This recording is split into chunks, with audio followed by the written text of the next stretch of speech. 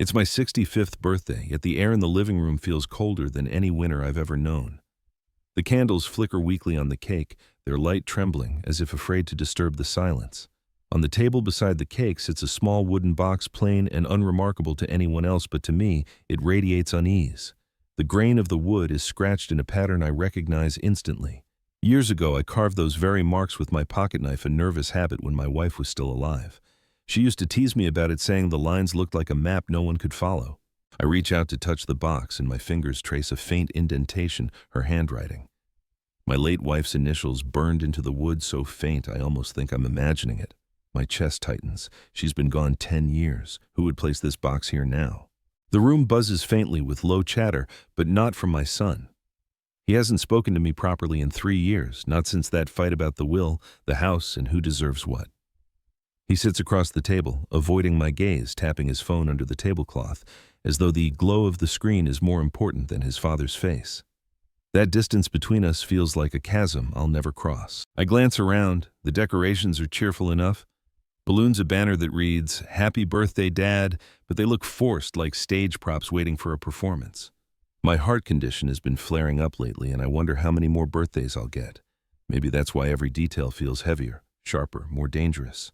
I place my palm flat on the box. The wood feels warmer than it should, as if it's been waiting for me. A thought prickles in the back of my mind. If this box carries her handwriting, then someone in this house knows a secret I don't. And if that secret is revealed tonight, it could change everything. I lean closer to the candles, pretending to admire the cake, but whisper to myself, "Don't let them see your hands shake." I can feel eyes on me, judging, waiting, measuring what they'll gain when I'm gone. And that was only the beginning. Don't forget to subscribe to the channel and tell me in the comments where you're watching from. The front door creaks open just as I'm steadying my breath.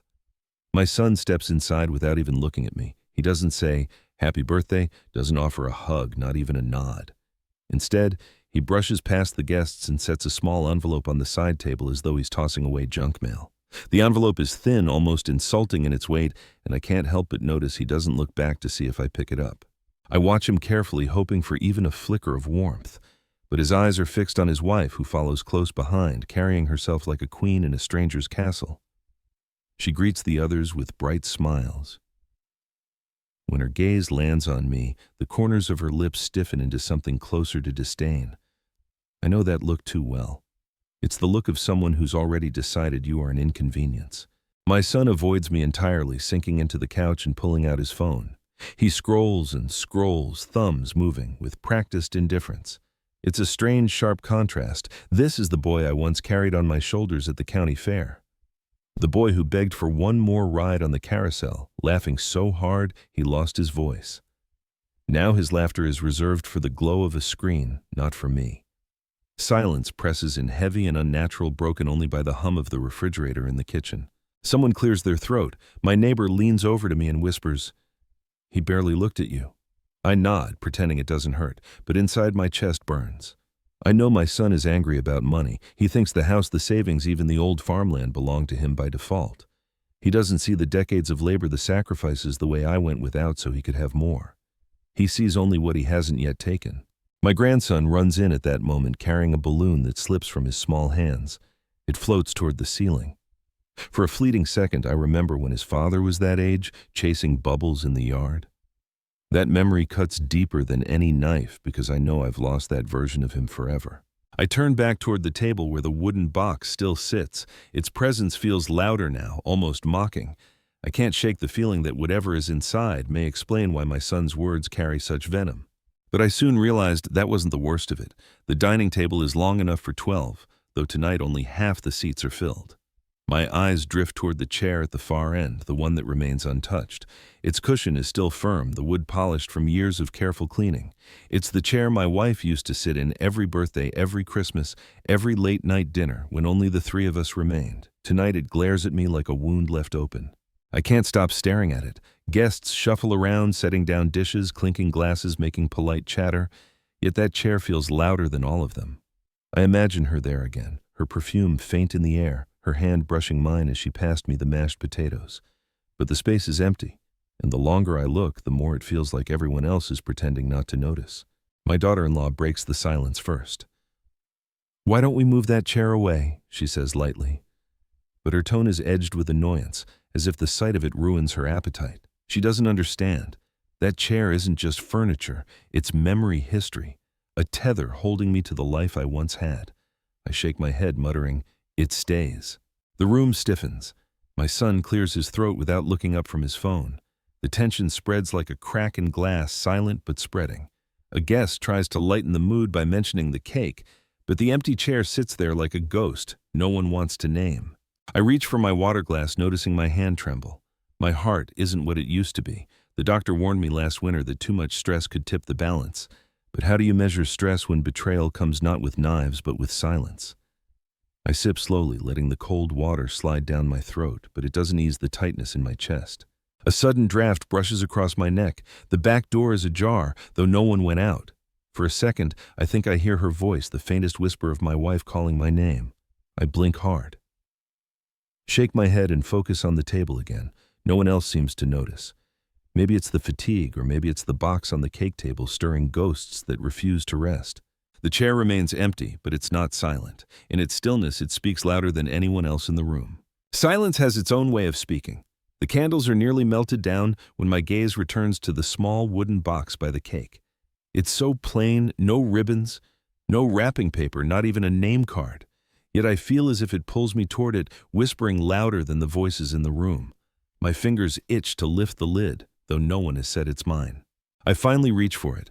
The wood is heavier than it looks, and as I pull it closer, I notice the tiny brass hinges are slightly rusted.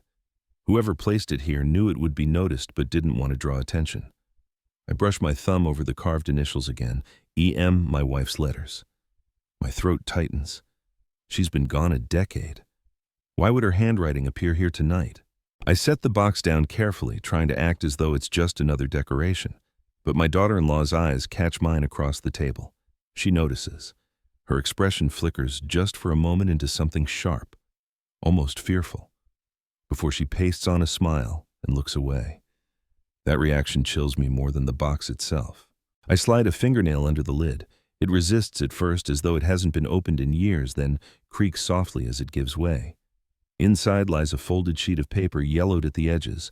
The handwriting is unmistakable, my wife's flowing script curved in a way no one else could mimic. My breath catches. A letter. For me, for him, for us.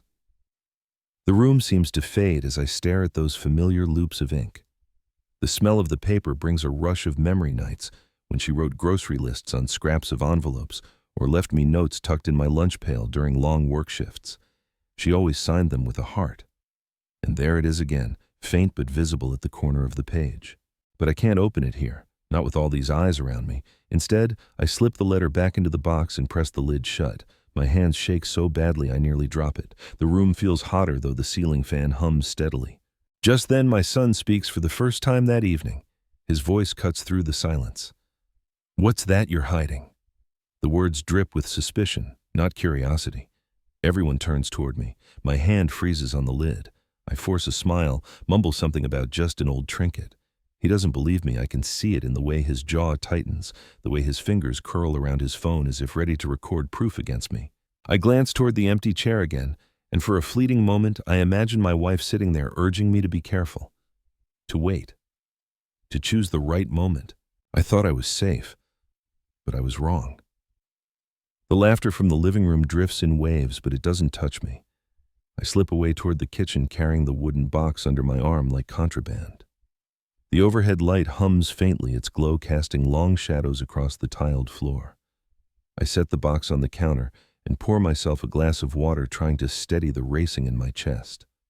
My pulse feels uncomfortably fast, like a drum that won't slow down. As I stand there, voices float in from the adjoining pantry. The door is slightly ajar, just enough to carry whispers through.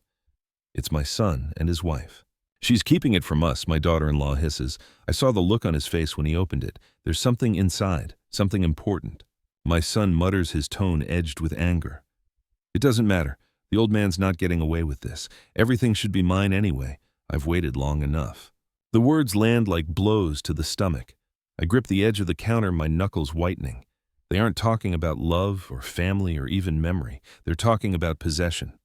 as though I'm not a father, not a man, just an obstacle standing in the way of what they think belongs to them. I should step in.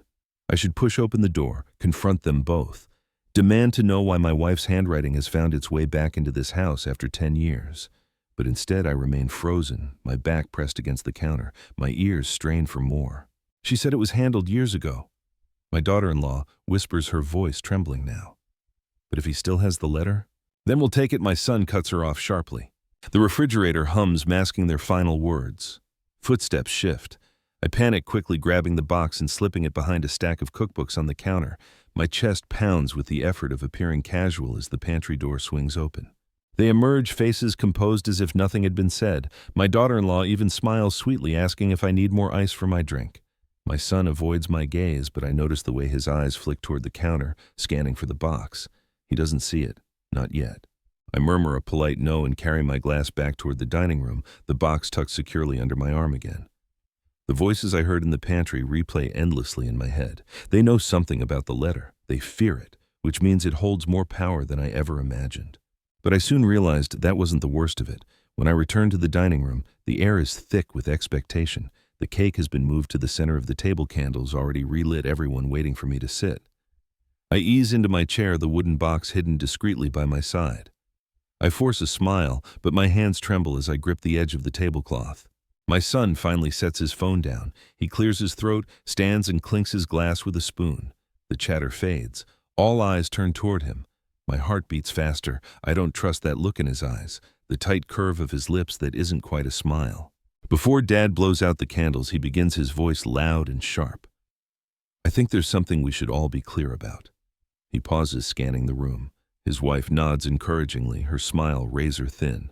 He continues. I know some of you expect him to leave behind something valuable, property savings, maybe even the farmland. But let's be honest here. He turns directly to me. You get nothing. The words slice through me like glass. A stunned silence falls over the room. Forks freeze halfway to mouths. My neighbor coughs awkwardly. Even the children go quiet, their balloons sagging in the corners. I try to respond, but my voice catches in my throat. My eyes sting, not from tears, but from humiliation so sharp it burns. He didn't just say it privately. He chose my birthday, surrounded by friends and family, to strip me bare. The room waits for my reply. My daughter-in-law leans back smugly, clearly enjoying the spectacle. My son folds his arms, daring me to contradict him. My chest tightens painfully. I think of the doctor's warnings, the pills in my drawer, the long nights lying awake with my hand pressed to my heart. Is this how they want me to end? I swallow hard, force my lips into what I hope passes for calm. It's your father's birthday, a guest mutters softly, almost pleading, but my son shrugs, indifferent. I grip the box tighter under the table. Its weight grounds me, reminding me I am not powerless, not yet. The letter inside may hold truths he doesn't want revealed. For now I remain silent, though my silence costs me more than words ever could. My son smirks. He thinks he's won. He thinks humiliation is the same as power.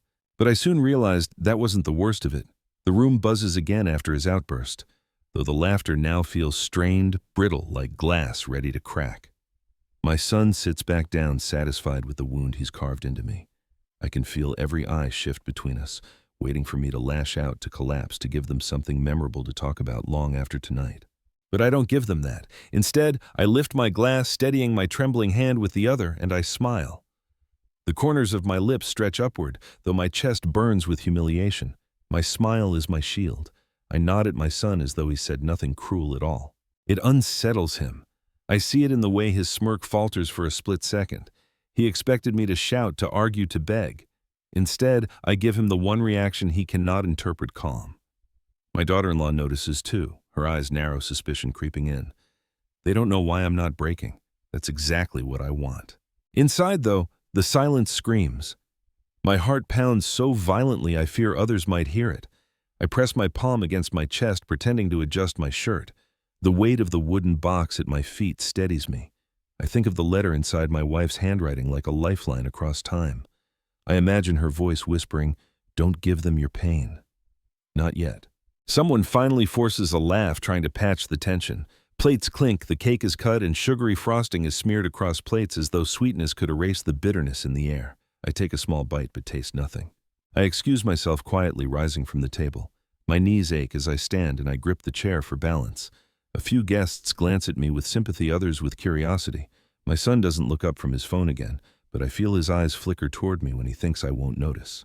In the hallway mirror, I catch my reflection. Smile still frozen on my lips, eyes sharp and hollow beneath. It's a mask I've worn before in hospital waiting rooms, at funerals, and board meetings where the numbers didn't add up, but I couldn't let the others see my fear. Tonight, the mask serves me again. But behind it, something shifts. For the first time, I sense that my silence is not weakness, it's preparation.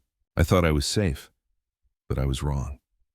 Later that evening, when the noise of cutlery and half-hearted toasts has dulled into background static, I retreat to my study. The wooden box rests heavily in my hands, its weight far greater than the wood itself. I close the door behind me, grateful for the soft click that shuts out the voices from the dining room. Alone, I set the box on my desk. My fingers hesitate, hovering over the lid. The faint scent of aged paper clings to the air even before I open it. When I finally lift the cover, the folded sheet waits inside like a ghost preserved. My wife's handwriting sprawls across it in graceful arcs, curves I thought I would never see again. I unfold it slowly, terrified the fragile paper might tear. The ink has faded, but the words are clear enough. If you are reading this, something I feared has come to pass. I freeze. My throat dries instantly. Her voice feels alive in the strokes of the pen, as though she had known this day would arrive, that I would be here, older, lonelier, betrayed. The letter continues, weaving between tenderness and warning. She writes of our son, of her concerns about the influence others might have on him, of financial matters she believed should be safeguarded. She mentions in account details. I can barely grasp through the blur in my eyes, something left hidden away, intended not for greed but for protection. I set the letter down, my hand trembling. The ink smudges faintly where my fingertips brush the words. A detail catches my eye at the bottom corner, a small drawing, almost childlike, of a ring of ivy. It was her symbol for resilience. She doodled it on recipes, on notes to me, even on the inside of greeting cards. Seeing it again crushes me with both warmth and sorrow. But the letter holds more, a warning. She writes, "If they ever find this, they will turn against you. Be cautious. Trust the quiet voice, not the loudest one." My heart thunders. They know about this. My daughter-in-law's fearful glance earlier, my son's venom, they weren't random. They've been waiting, perhaps even searching. I tuck the letter back into the box, clutching it to my chest. For a moment, I imagine her hand resting over mine, steadying me, telling me I'm not alone. But when I glance toward the study door, I see a shadow shift under the crack. Someone is standing just outside, listening. I remain frozen, barely breathing. The shadow doesn't move. Silence has its own way of speaking. The next morning, the house feels heavy with what was left unsaid. Guests trickle out one by one, their polite farewells thinly veiling the awkwardness from last night. My son and his wife leave without a word, slamming the door hard enough to rattle the picture frames on the wall. I'm left in the silence, the wooden box still hidden in my study. Just as I'm pouring my first cup of coffee, there's a knock at the back door. It's Mr. Harris, my neighbor of nearly 20 years. A retired postman with eyes that miss nothing. He often knows more about what goes on in the neighborhood than anyone else. He tips his cap politely, though today his face carries a tension I've rarely seen. "Mind if I come in?" he asks. His voice is low, cautious. I wave him inside and he settles at the table. He doesn't touch the coffee I offer. Instead, he leans forward, lowering his voice even further. "I don't want to pry," he begins. "But last night I overheard something when I came by to drop off the casserole. Through the open window." He pauses, glancing toward the floor as though weighing whether to continue. "What did you hear?" My voice cracks despite my attempt at calm. Mr. Harris folds his hands. "Your son and his wife, they were talking about a letter. They seemed desperate. She said something about it being dangerous if you found it. He told her not to worry, that you wouldn't live long enough to do anything with it." The coffee in my hand turns bitter on my tongue. My grip tightens around the cup until I fear it might shatter. "Are you certain?" I manage to whisper. He nods solemnly. I may be old, but my ears still work. Then, after a moment's hesitation, he adds, "I also saw them near your study window a few nights ago. Thought maybe they were just checking on you, but now—" He shakes his head. The room spins. The letter in the wooden box wasn't just a curiosity, it was a threat to them. Proof of something they want buried. My wife's words echo in my mind. "If they ever find this, they will turn against you." Mr. Harris rises slowly, placing a hand on my shoulder. "Be careful, old friend. Sometimes the greatest danger isn't from strangers. His eyes hold mine with a weight that feels like a warning passed down through generations. After he leaves, I sit alone in the kitchen, the faint smell of his pipe tobacco lingering in the air. My wife's handwriting, the ivy symbol, my son's pale face at the table, they all weave together into a net tightening around me.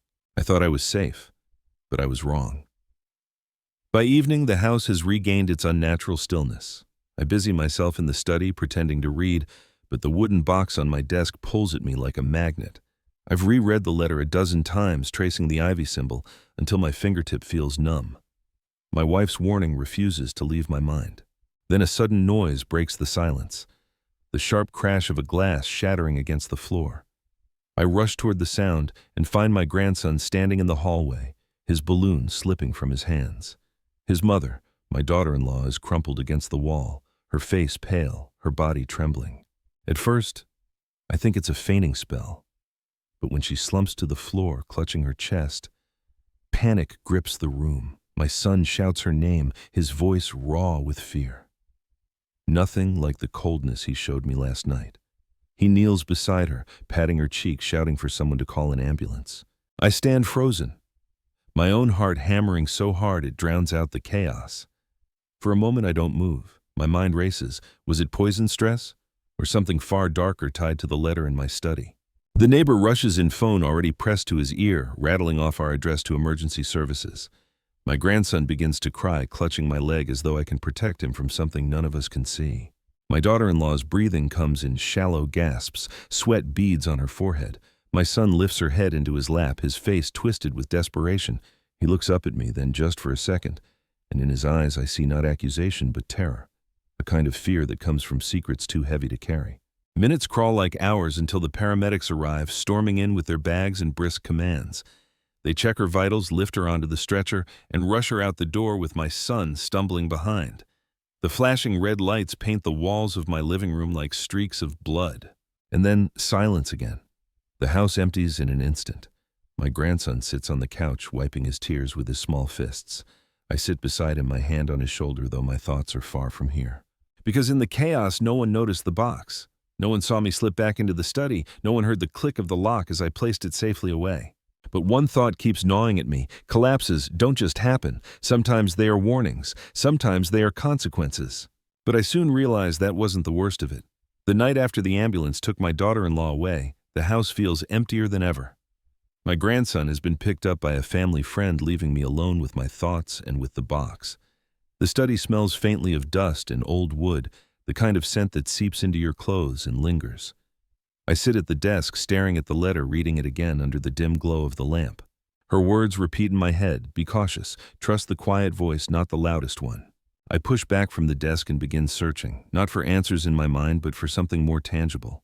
I open drawers I haven't touched in years, papers yellowed with age, tax documents, brittle birthday cards. I kneel to sift through the bottom cabinets where boxes of receipts and outdated utility bills gather dust. None of it feels important, but I keep going, driven by something I can't name. Behind the filing cabinet, my hand grazes something unexpected, a small key taped to the wall, almost invisible beneath a layer of dust. My breath catches. I peel it away carefully, the tape brittle and breaking apart. The key is thin brass and marked with a faint engraving, an ivy leaf. My wife's symbol. My pulse quickens. I check every lock in the study, then the hall closet, then even the old wooden trunk in the basement, but none of them fit. The key is waiting for something else, something hidden. I pause in the basement, staring at the shelves of canned goods and old holiday decorations. My wife used to store things here, meticulously, rows of jars labeled in her handwriting boxes, marked in neat cursive. As I run my finger along one of the shelves, I find a spot where the dust is thinner, disturbed recently. A small gap in the wooden panel catches my eye. I press against it. The wood shifts slightly, a hidden compartment. My heart pounds as I try to pry it open, but it doesn't budge. The key trembles in my fingers. It might belong here, but if I use it now, if I uncover what she hid, I won't be able to pretend ignorance anymore. Suddenly, a noise echoes upstairs, floorboards creaking. I freeze, clutching the key in my fist. My son was supposed to be at the hospital. Unless he came back. Unless he's searching too. I blow out the basement light and climb the stairs silently, every step a thunder in my ears. The letter's warning haunts me. They will turn against you. I thought I was safe, but I was wrong. The creak from upstairs doesn't repeat, but I can't shake the feeling of being watched. I clutch the brass key tightly in my palm and retreat back into the study, shutting the door behind me. My breath feels shallow, every inhale scraping against the edges of my ribs. To distract myself, I open one of the old shoeboxes stacked in the corner, the kind filled with forgotten scraps of life receipts, ticket stubs, and faded Polaroids. The photographs are curled at the edges, the colors washed out like memories seen through fog. I shuffle through them until one in particular makes my hand go still. It's a picture of my wife smiling on the porch in her summer dress holding our son when he was no older than 5. But what stops me isn't them, it's the man standing off to the side, barely in the frame. He wears a hat pulled low, his features obscured by shadow. My wife had written on the back in her looping script, "Keep this safe. He must never know." My stomach lurches. Who was he? A relative? A stranger? A friend she never told me about. The date scrawled at the bottom, placed it just months before her illness began. I study the photo closer. The stranger's hand is resting on the porch railing, and on his finger glints a ring with the same ivy design etched into the brass key, now burning in my palm. The connection slams into me. This man, whoever he was, is tied to the secret my wife guarded so fiercely. 1,000 possibilities churn in my mind. Was he helping her? Threatening her? Did my son know? Did my daughter-in-law? My throat tightens as I tuck the photo back into the box, sliding it beneath stacks of papers. If my son is indeed searching the house, this photograph cannot fall into his hands. I slip it into the wooden box alongside the letter, locking both away in the drawer of my desk.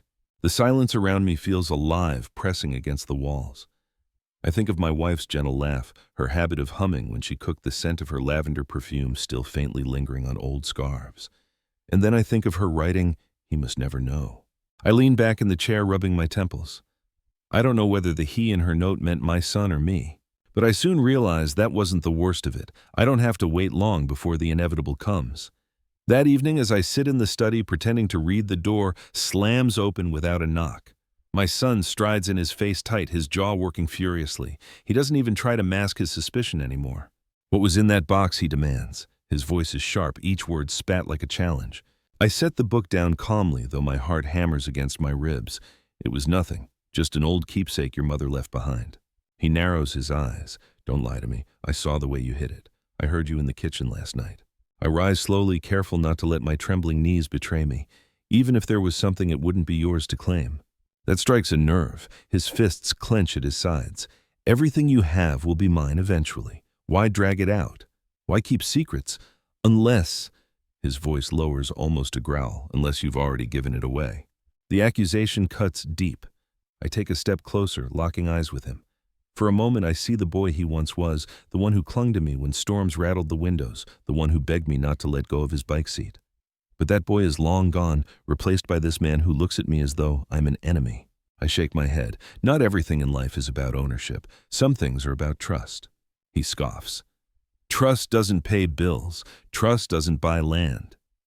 His voice rises. "Do you think I don't know about the letter, about what Mom left behind?" The words freeze me. He knows. Somehow he knows. I try to mask the shock, but his smirk tells me I've failed. He steps closer, lowering his voice to a venomous whisper. "Hand it over, or I'll make sure everyone knows you've lost your mind." For a heartbeat, the room spins. He's not just after money, he's willing to destroy me to get it. I think of the photograph of the ivy ring of the stranger's shadow beside my wife. Secrets swirl like a storm, and I stand at the center with only a brittle letter to shield me. I force myself to remain steady. "Be careful what you say in this house," I murmur. My voice is low, but it carries the weight of warning. He sneers, slamming the study door behind him as he storms out. The walls tremble with the force of his exit. I sink back into my chair, pressing my palms against my face. My wife's words echo louder than ever. "Be cautious." Silence has its own way of speaking. Sleep evades me that night. I lie awake in the dim light of my bedside lamp, the letter's words and my son's threats replaying endlessly in my mind. By dawn, my body aches with exhaustion, but my thoughts remain sharp, restless. I decide to return to the study, searching again for clues my wife might have left behind. I sift through drawers I had overlooked, pulling out jewelry boxes, faded receipts, and old envelopes. That's when I find it tucked in the corner of a velvet pouch wrapped carefully in tissue paper. A ring. It's simple in design, silver, worn soft with age, but on its surface is carved the unmistakable symbol of ivy. The same as the brass key, the same as the doodle at the corner of her letter, the same as the ring I glimpsed in the photograph. My hands tremble as I hold it closer to the light. I slide it onto my finger. It fits almost perfectly, though I know it wasn't meant for me. Was it hers or was it his, the man half hidden in that photograph? If so, why was it kept here carefully hidden among her belongings? The questions gnaw at me. I picture my wife during her final days, her frail hands folding laundry. Her smile, weaker, but still determined. Did she hide this ring knowing I would one day find it? Or was it a mistake, something she never meant for me to uncover? As I stare at the ivy carving, I recall an old superstition my grandmother used to tell me. Ivy stands for fidelity, endurance, and secrets that bind. She claimed it was often carved into rings exchanged in secret marriages long before church bells or legal papers made them official. The thought chills me. Was there a bond my wife carried that I never knew about? A sound from the hallway interrupts my thoughts. Footsteps. I shove the ring back into the pouch and slam the drawer shut. The study door creaks open a second later. My son stands there, his eyes narrowing. "Up early, aren't you?" he says, his tone flat but probing. I force a smile. Couldn't sleep. Too much on my mind. He lingers, scanning the room as if he can sense what I've found. For a moment his gaze rests on the desk drawer, and I instinctively place my hand over it. The tension is unbearable, but at last he mutters, "Don't tire yourself out," and walks away. When the door closes, I sink into the chair again, my hands damp with sweat. I pull the pouch back out, staring at the ivy ring until my vision blurs. I thought I was safe, but I was wrong. By late afternoon, the house no longer hides its tension. Words spill like knives through the walls, sharp and relentless. My son has returned from the hospital, his face drawn, his temper hotter than ever. He paces the living room while his wife lies upstairs recovering, though I can hear her muffled voice egging him on. "You're wasting time," she calls from the bedroom. "He's old, stubborn. He'll never give it up willingly." My son shouts back, "I'll get it. He has to crack eventually. He always does." The sound of his voice reverberates through the house, making even the old window panes tremble. I stay in the study, the door cracked just enough to hear every syllable. My hand rests on the drawer where the letter, the photograph, and the ring are hidden. My pulse thunders. Then suddenly silence, the kind that feels more dangerous than shouting. My son pushes open the study door without warning. His face is flushed, his fists balled tight. "Enough of these games," he spits. "Tell me what's in that box. Tell me now." I straighten my shoulders, though my knees feel weak. "I told you it's nothing but memories." He slams his fist against the desk, rattling the lamp. "Don't lie to me. You think I don't know about the account, the property, the ring?" His voice cracks under the strain of rage and desperation. I study him carefully. His anger is real. But beneath it, I glimpse fear. Fear of being cut out, of being left with nothing. He is less a man demanding inheritance, and more a child terrified of losing control. "You were my son long before you were an heir," I say softly, "but you've forgotten that." He freezes, startled by my calmness. The room holds its breath. For a heartbeat, I wonder if he will soften, if he will remember the boy he once was. But then from upstairs, his wife calls again, her voice sharp as broken glass. "Don't let him manipulate you. Do what you have to do." Her words snap him back into fury. He points a finger at me, trembling. "If you don't hand it over, I'll find it myself. And when I do, don't expect me to call you father again." The words slice through me deeper than any knife. He storms out, his footsteps pounding up the stairs, his wife's voice meeting him halfway in a chorus of venom. I slump into the chair, my body heavy with sorrow. My wife's warning feels less like prophecy now, and more like inevitability. The ivy ring glints faintly from its pouch, as though mocking me with the endurance it symbolizes. But I soon realized that wasn't the worst of it. The next day, the tension sharpens into something colder. My son doesn't speak to me over breakfast. He stirs his coffee so violently the spoon clinks against the cup like an impatient clock. His wife descends the stairs, slowly, pale from her recent collapse, but her eyes gleam with determination. She whispers in his ear, and though I can't hear the words, I see the way his shoulders stiffen. Later, as I sit in the study with the morning light streaming through the curtains, he barges in carrying a stack of papers. He drops them on the desk with a thud that sends dust rising. "The will," he says, simply, his tone flat but heavy with accusation. I stare at the stack. My will, or rather the version he had convinced me to draft years ago, back when I was weaker, grieving, and too tired to argue. At the time, I let him talk me into signing a draft that favored him heavily almost entirely, but something in me resisted finalizing it. I never filed it. Now he waves it like a weapon. I found this in the cabinet. It's proof enough. Don't think you can change it now. I swallow hard, my throat dry. That draft was never binding. It was never signed by witnesses. You know that. His eyes darken, then make it binding. Today. I lean back in the chair, my hand brushing against the locked drawer that holds the real secret. The letter. The photograph. The ring. My wife's words echo in my mind. Be cautious. Trust the quiet voice. I won't be forced, I say firmly, though my voice trembles at the edges. His wife appears in the doorway, leaning against the frame with a smirk. Why resist? You can't take any of it with you. Her words drip like poison, casual yet cutting. I feel my heart hammering against my chest. It isn't about things, it's about truth, I whisper almost to myself. For the first time, a flicker of doubt crosses my son's face. He glances at the papers, then at me. What truth, he demands. I shake my head, unwilling to give him what he wants. But my silence only fuels his suspicion. He slams the papers back onto the desk, scattering them across the floor, and storms out, muttering curses under his breath.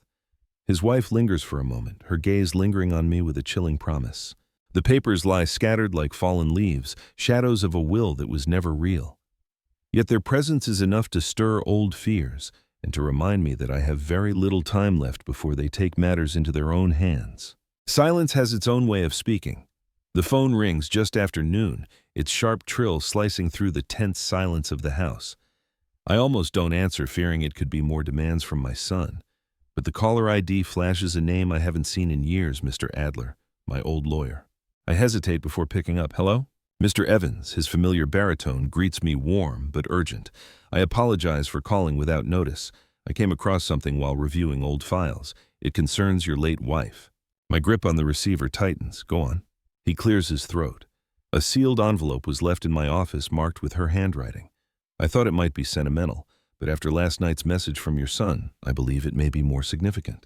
I lean against the wall, my knees weak. What message from my son? Adler pauses. He contacted me late last night insisting I expedite the reading of your estate, claiming you were unwell. He hinted at signing papers soon. My stomach knots. The will he found, the pressure. It's all moving faster than I thought. Did you tell him anything? I ask sharply. No, Adler replies firmly. But I wanted to warn you, and if possible, deliver this envelope directly. It's in your wife's handwriting and it carries her seal. I believe it's related to an account she never disclosed. The air leaves my lungs. The letter I already found hinted at something hidden, but this is more. A second letter locked away for years, waiting until the right moment. Bring it to me, I whisper, my voice breaking. I can come tomorrow, Adler says, but until then keep your guard up. If your son is as persistent as he sounded, you must tread carefully. We end the call, and I remain frozen, staring at the silent phone in my hand. My heart pounds with a mix of dread and anticipation. Somewhere out there is another piece of my wife's puzzle, another whisper from the grave pointing toward the truth. When I step into the hallway, I nearly collide with my son. He stands there too close, his eyes narrowed. Who was that? He asks, his tone sharp. I force a casual shrug, an old friend. He studies me for a long moment, suspicion radiating off him. Then he turns and walks away, muttering under his breath. But I can feel it. He doesn't believe me. He'll dig, he'll pry. He'll strike harder. I retreat back into the study, clutching the brass key and the ivy ring. My wife's words echo once more. Trust the quiet voice, not the loudest one. But I soon realized that wasn't the worst of it. The following evening, the house is restless, as if the walls themselves sense what's coming. My son paces the living room like a caged animal, snapping at every sound. His wife, still weak from her first collapse, sits bundled on the couch, her skin pale, her lips thin with anger. I keep to the study, the brass key warm in my pocket, waiting for Adler to arrive tomorrow with my wife's sealed envelope. But tomorrow feels too far away. The shouting begins just after dinner. My son slams his hand against the table, sending a plate shattering to the floor. I'm done waiting, he roars. Tell me where it is. His wife winces, clutching her chest. At first, I think it's just the shock of his outburst, but then her body seizes, her eyes rolling back. She collapses sideways onto the carpet with a strangled gasp. Chaos erupts. My son screams her name, kneeling beside her, shaking her shoulders. I rush forward, instinct overruling caution. Her breaths come shallow, wheezing, her skin clammy to the touch. "Call an ambulance," I shout. But my son is frozen, his face white, his hands trembling. He looks less like a husband and more like a man realizing the walls are closing in. I grab the phone myself, fingers fumbling and dial. The operator's voice is calm, too calm, as I stumble through the address. Minutes feel like hours until the paramedics burst through the door, again their red bags swinging, their movements efficient and brisk. They stabilize her quickly, lifting her onto the stretcher. My son follows, frantic, shouting questions the medics don't answer. The flashing sirens fade into the night, leaving behind only silence. I stand alone in the doorway, the cool air from outside rushing against my face. And then I notice something, a small vial glinting under the couch. I kneel and pick it up. It's unlabeled, half empty, the glass smudged with fingerprints. My stomach churns. Was it hers? His, or something slipped to her without her knowing. I tuck the vial into my pocket just as headlights sweep across the driveway. For an instant, fear grips me. It's too soon for Adler. But when the lights fade, the car continues past, leaving me in darkness once more. Inside the house, the overturned plate lies in shards across the floor, reflecting the lamplight like broken truths. My wife's letter, the photograph, the ring, and now this vial, they're all threads of a story I don't yet understand. But one thing is certain, collapse isn't random. It's a symptom, a warning. And I thought I was safe, but I was wrong. The hospital smells of antiseptic and faint coffee, a strange mix of urgency and exhaustion. I arrive just past midnight, the fluorescent lights glaring against the polished floor. My son is already there, hunched in a plastic chair, his elbows on his knees, his face buried in his hands. He doesn't notice me at first. I take a seat a few chairs away, the silence between us thick and hostile. Nurses rush by their shoes, squeaking, machines beeping in distant rooms. The air hums with tension. Finally, he lifts his head, eyes bloodshot. "They don't know what's wrong with her," he mutters, his voice breaking. "She was fine one minute and then—" He trails off, shaking his head. For a moment he looks like a boy again, lost and frightened, but then his eyes harden as they find mine. "You did this." The accusation stabs me. How could you even think that, I whisper? He leans closer, his voice low and venomous. "Because ever since you found that damn letter, everything's been falling apart. She knew something, and now she's paying the price." I shake my head slowly. "Your wife's collapse is not my doing. But maybe it's connected to the secrets you've been hiding." His face flushes. He glances around to make sure no one is listening, then hisses, "If you tell anyone about the account, I'll make sure they lock you away. Old men babbling about ghosts and letters, no one will believe you." The words chill me. He's not just angry, he's planning to erase me, to silence me before Adler can deliver the truth. Just then the doctor appears at the end of the corridor. My son rushes to him, peppering him with questions. I hang back, watching their exchange. The doctor's expression is neutral, but I catch fragments, tests, irregularities, unknown cause. My son's shoulders slump, then stiffen again, as though bracing himself for battle. As he storms off toward the ICU, I slip away down a quieter hall. My heart aches from both fatigue and dread, but I press forward until I find an alcove near the vending machines. I pull out the small vial I discovered under their couch, holding it up to the harsh light. The liquid clings to the glass, viscous, faintly amber. I don't know what it is, but I know enough. This is no coincidence. A nurse walks past, giving me a curious glance. I tuck the vial quickly back into my pocket, forcing a tired smile. The hum of the machines around me feels louder now, almost accusatory, as though the walls themselves know what I've found. My wife's words echo in my mind. "Trust the quiet voice, not the loudest one." I don't yet know whose voice that is, but in this sterile corridor I realize one thing with certainty. Silence has its own way of speaking. I return home from the hospital just before dawn. The house feels darker than usual, as though it resents my presence. I flick on the hallway light, but it flickers once and dies, leaving only the thin wash of moonlight spilling through the curtains. My body aches with fatigue, yet my mind refuses to rest. The brass key burns in my pocket, demanding my attention. My wife's warning and the letter, Adler's call about a sealed envelope, the vial from under the couch, they all point toward something bigger. Something she left behind that my son is desperate to claim. I descend into the basement again, flashlight in hand. The beam dances across the stone walls and wooden shelves. I crouch at the spot where I once found the gap in the paneling. My hands are steadier now, guided by a strange calmness. I press the wood again, harder this time, and hear the faint scrape of metal beneath. There it is, a lock hidden beneath the panel. My breath catches as I slide the brass key into place. For a moment I fear it won't fit, that all of this has been madness. But then I feel the tumblers shift. With a quiet click, the panel swings inward to reveal a small safe recessed into the wall. The safe is old, its steel door worn but sturdy. Inside rests a leather-bound folder, its edges frayed with age. I pull it out carefully, dust swirling around me in the narrow beam of light. On the cover is my wife's handwriting again, steady and deliberate, for when the truth cannot stay buried. My hands shake as I open it. Inside are bank documents, account numbers, and ledgers written in her script. The figures make my head spin, amounts far larger than I ever knew we possessed, investments hidden carefully, untouched for years, enough to secure generations. But it isn't just money. Tucked into the folder is another photograph, this one clearer than the one I found before. The same man stands beside her, his hat removed, his features visible now. He bears the same ivy ring on his finger, his arm almost protectively around her shoulders. And beneath the photo, in her handwriting, "Trust him when you cannot trust our own." My throat closes. Our own? Did she mean me or our son? I sink back on my heels, the folder heavy in my lap. If my son finds this, he'll use it to destroy me. If I reveal it, the truth could shatter what little remains of our family. Above me, I hear footsteps creak across the floor. My son is home. I slam the folder back into the safe locket and press the panel shut just as his voice calls from upstairs. "Dad, what are you doing down there?"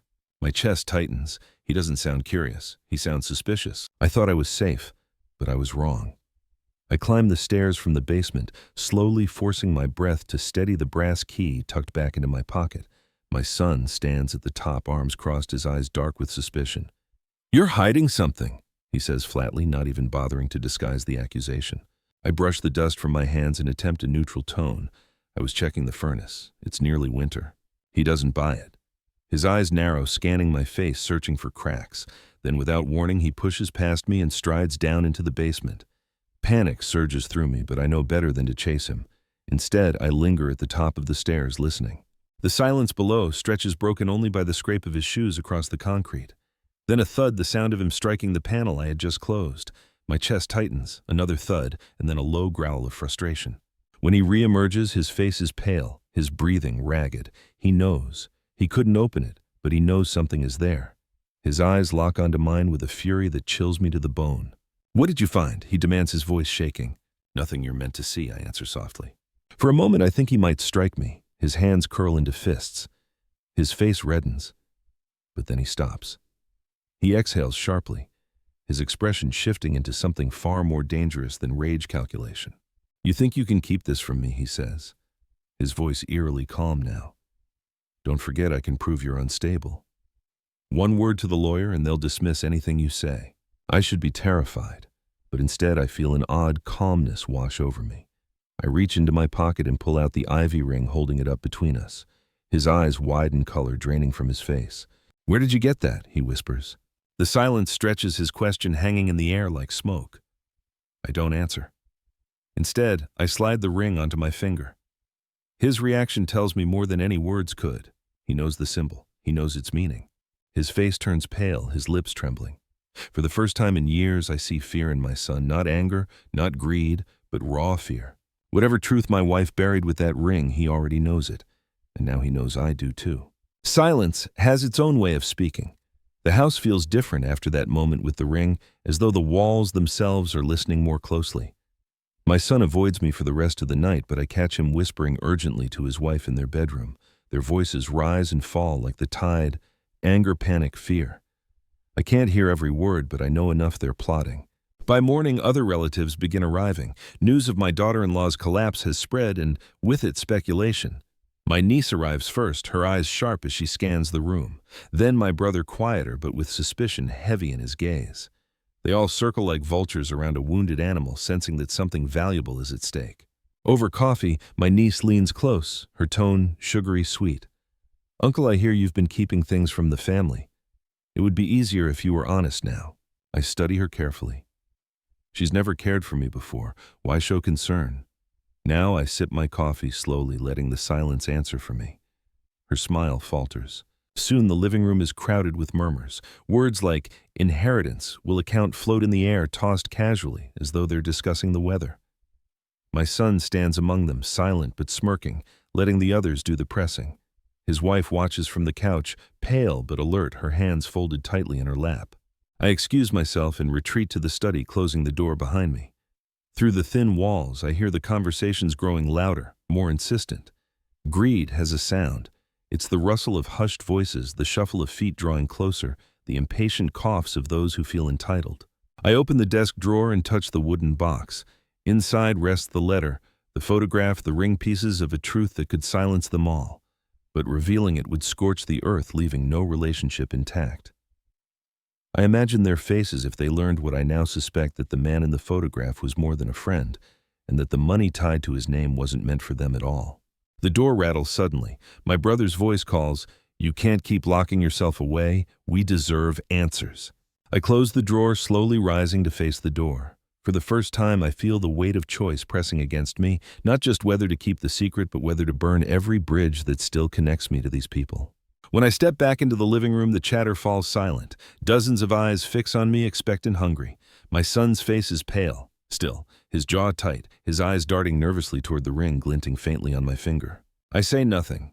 I only let the silence settle heavy and suffocating until they shift uneasily in their seats. But I soon realize that wasn't the worst of it. The living room is thick with tension, every eye fixed on me as though I'm standing trial. My son's arms are crossed, his wife leaning against him weakly but with sharpness in her gaze.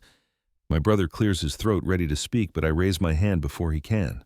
"I've heard enough." I say, my voice calm, but carrying an edge none of them expect.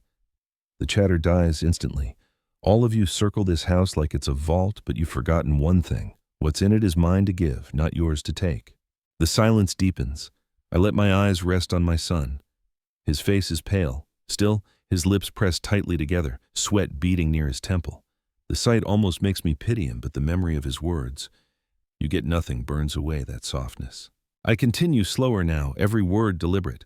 "My wife left behind more than you know. Some of it she entrusted to me. Some of it she meant never to be touched by hands poisoned with greed. And when the time comes, it will go where it belongs." My niece frowns. "Are you saying there's—" I cut her off with a sharp glance. "I'm saying enough." My son steps forward suddenly, his voice breaking. "Dad, you don't understand. That money, it should have been mine all along." She promised. He stops, realizing too late that he's revealed more than he intended. Whispers ripple through the room. I lean heavily on my cane, though my voice steadies. "What your mother promised, she promised in writing. I've seen it. And she warned me about what would happen when this day came." My daughter-in-law grips his sleeve, urging him back, but he jerks away, his eyes wild. For the first time, he looks like a man cornered by his own lies. I turn away from them all, walking toward the study door. At the threshold, I pause. This will not be decided in this room by shouting or threats. The truth will come out. And when it does, none of you will be able to claim ignorance. I close the door behind me, leaving them in the stunned quiet of their own thoughts. Alone again, I press my hand against the desk drawer where the box rests. My wife's handwriting, the ivy ring, the photograph, they are more than relics. They are judgment waiting to fall. For years I believed silence was survival, but tonight I finally understand silence is also choice. And now I must decide how much truth this family deserves. Silence has its own way of speaking. The house is still at last. The voices that once echoed through the living room have faded into uneasy silence. My relatives left in fragments, some with muttered excuses, some with angry glares. My son lingered the longest, pacing, clenching his fists, but even he eventually stormed out, his wife trailing after him. Now it's just me. Just me, the ticking clock on the mantel, and the weight of secrets heavy in my study. I sit at the desk and open the wooden box one final time. The letter lies there, worn and fragile, yet alive with my wife's voice. The photograph rests beneath it, the ivy ring glinting faintly beside them. I touch them all one by one like prayer beads. These aren't simply objects, they are truths. They remind me that love and betrayal often walk the same path, tangled so tightly you can't always separate them. I think of my son's pale face when I showed him the ring, the terror in his eyes that spoke louder than any denial. He knows more than he admits. Perhaps the inheritance he craves is not just money, but the right to bury the past forever. But my wife didn't entrust me with silence, she entrusted me with choice. I rise slowly, open the study window, and let the night air fill the room. Crickets sing in the garden, and for a moment I hear her laugh again, carried on the breeze. I close my eyes and allow it to wash over me, a reminder that even in betrayal, love lingers. I don't know what tomorrow will bring. Adler will arrive with her sealed envelope and with it another piece of the truth, perhaps the final piece. My family may fracture beyond repair, or perhaps, though I doubt it, there will be room for forgiveness. But as I sit here tonight, I feel a strange peace.